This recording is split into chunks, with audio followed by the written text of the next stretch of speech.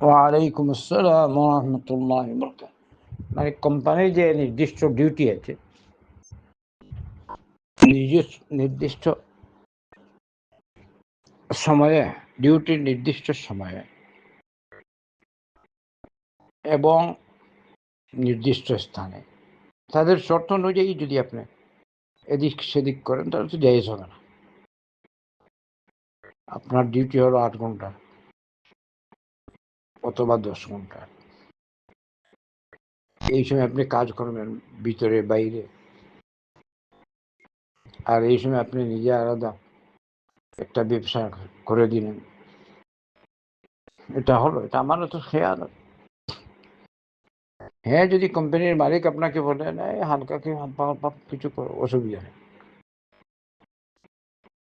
যদি আপনাকে বলে নির্দিষ্ট কিছু খাতে এইটা, ওটা তার ইচ্ছা, যদি সে দেয়। কিন্তু এরকম কোনো কোম্পানি আপনাকে দেবে? এছাড়া আল মুসলিমুন আলা শুরুত, মুসলিমরা তাদের শর্ত আর চুক্তি অনুযায়ী চলে। ইয়া আইয়ুহাল্লাযীনা আমানু আওফু বিল উকুদ, আল্লাহ নিজে বলেছেন, হে ঈমানদারগণ, তোমরা তোমাদের আকদ, ওয়াদা পূর্ণ করবে, চুক্তি পূর্ণ করবে নিয়ম মতো। এই যার সাথে যে কোম্পানির কাজে আছেন তার যেসব শর্ত আছে, সে শর্তের বাইরে আপনি কোনো কাজ যদি করেন, এটা আমারও তো খেয়াল। তার চুক্তি যেভাবে যেসব শর্তাবলী দিয়ে চুক্তি করেছেন, তার সাথে চুক্তি হয়েছে, সেগুলো আপনাকে পূরণ করতেই হবে। আর না হ্যাঁ, চুক্তি ভঙ্গকারী হলেন। আল্লাহ হেফাজত করুন।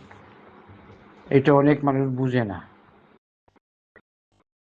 সেদিন কে জানি একটা প্রশ্ন এরকমই করেছিল, ডিউটির সময় সে ব্যবসা হয়তো ফাঁক পায়, আধা ঘন্টা 1 ঘন্টা ওই জন্য বেকার,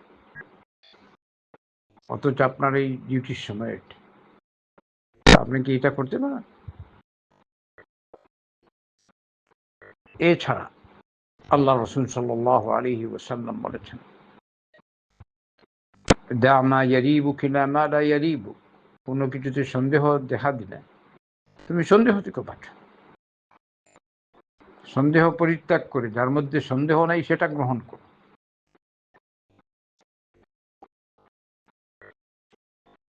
বর্তমান জমানা ফিতনা ফসাদের জমানা।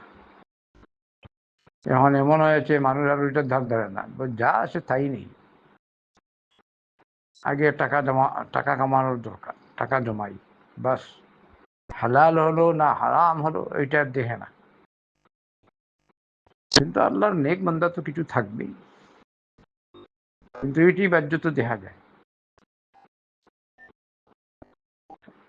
ইন্না লিল্লাহ, আল্লাহ আমাদের হেফাজত করুন। আল্লাহ আমাদেরকে দিনের উপর সাবিত কদম রাখুন, হালালের উপর চলার তৌফিক দেন, হারাম থেকে বাঁচার তৌফিক দেন। দুনিয়ার লোভ থেকে আল্লাহ আমাদেরকে, লোভ তো সকলের মধ্যে আছে, নিয়ন্ত্রণে রাখার তৌফিক দান করুন। লোভ লালসাকে নিয়ন্ত্রণে রাখার, শরীয়তের গণ্ডির ভিতর থেকে চলার তৌফিক দান করুন। اللهم صل على نبينا محمد وعلى آله وصحبه أجمعين।